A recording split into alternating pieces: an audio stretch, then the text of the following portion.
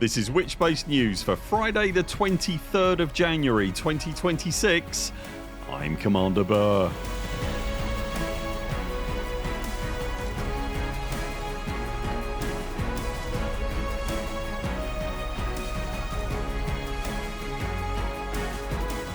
In Elite Dangerous news this week, Nvidia announces a new HOTAS option for console players using GeForce Now.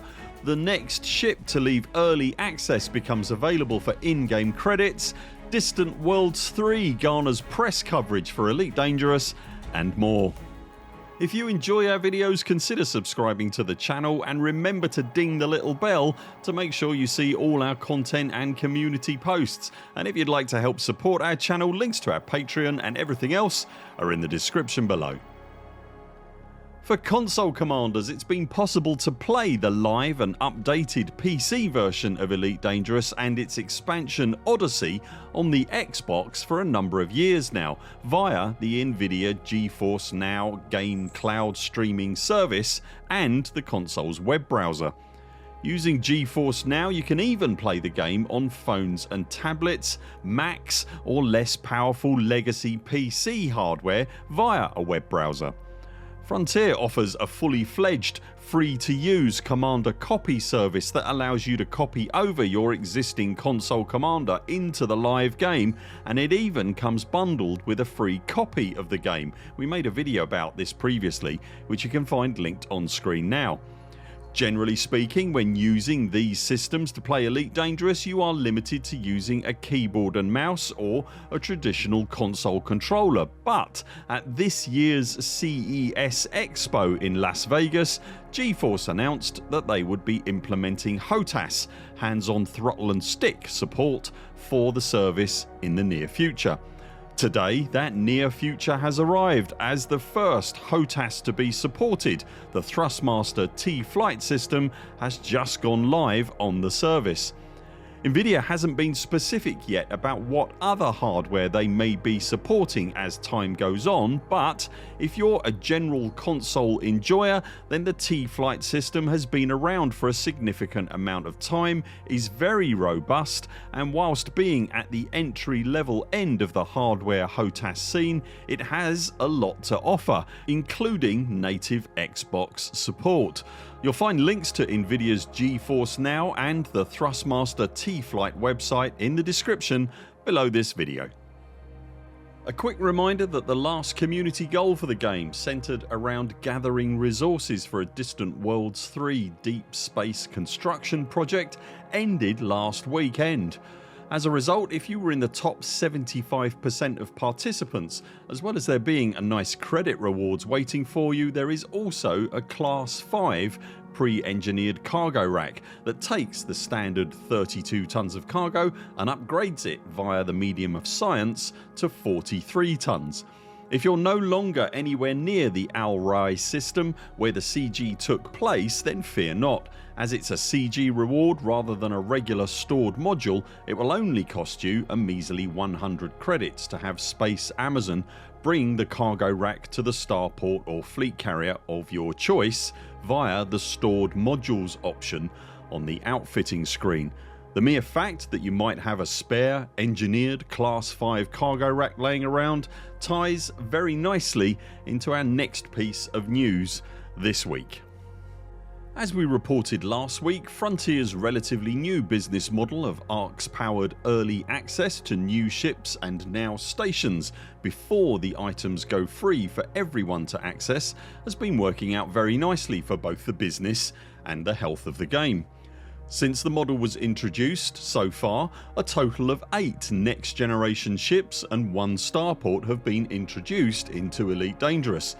The attention from Frontier themselves and resultant hype from the player base has resulted in the 11-year-old space sim enjoying something of a renaissance as lapsed players return and new players join to see what the fuss is about.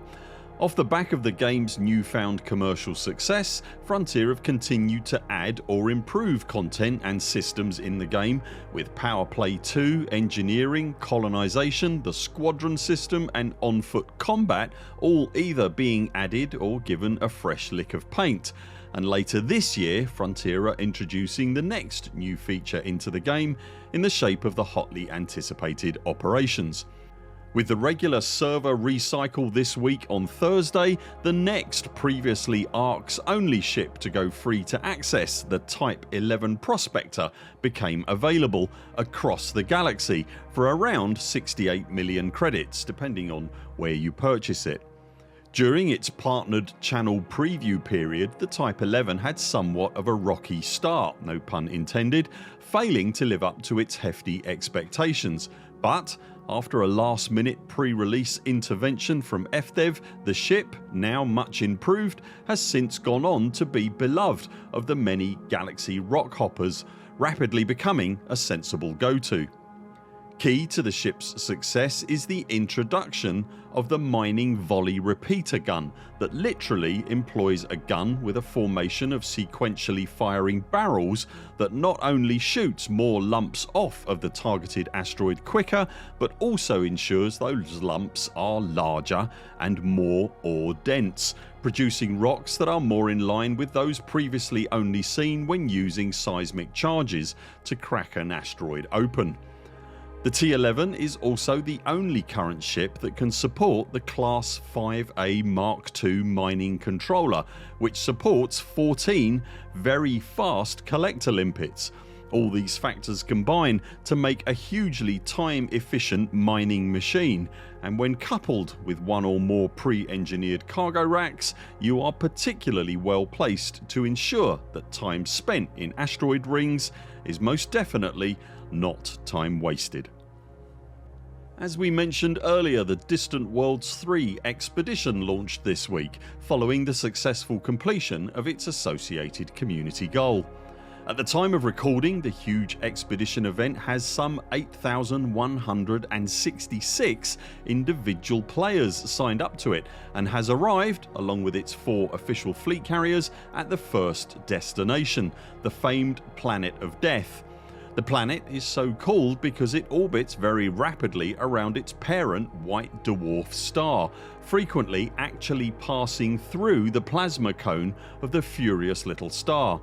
If you are able to successfully navigate your way past the white dwarf without getting caught in its washing machine like exclusion zone, then it's possible to land on the surface of the fast orbiting body and witness its surface getting cauterized firsthand on a regular basis as the city-sized, absolutely livid stellar remnant comes sweeping over the horizon, hilariously close to the surface.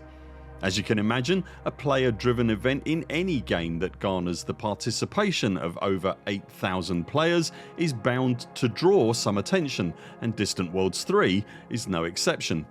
This week, the expedition launch was picked up in an article by Space.com that includes footage from Reddit of one of the many flotillas of players participating in a mass jump, and also includes some comments from Elite's executive producer Gauthier Vercaer. After the significant newly forged commercial successes the game has seen in the last 2 years, it's even more encouraging to see that our now somewhat venerable space game can still get support for a huge community event like Distant Worlds 3 and garner attention from the press in doing so, some 11 years after its retail launch. While we're talking DW3, the first edition of the expedition's newsletter entitled Between Waypoints was published this week.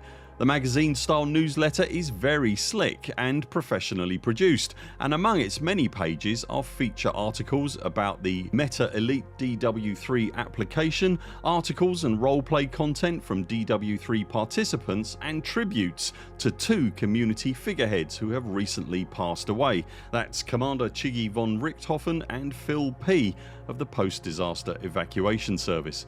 With much more besides, it's perfectly placed to accompany you on long journeys in the weeks ahead, whether you're on the expedition itself or not. You will of course find a link to the newsletter in the description below this video. Are you a console player planning on checking out Elite Dangerous on GeForce Now? Have you fallen victim to the Planet of Death on Distant Worlds 3? Or will you be picking up a brand new Type 11 Prospector? Let us know in the comments below. That's it for now. Thanks very much for watching. We'll be back later this week with more videos. Until then, 07 Commanders, follow the greens on the way out and do keep clear of the toast rack. We very much look forward to seeing you next time.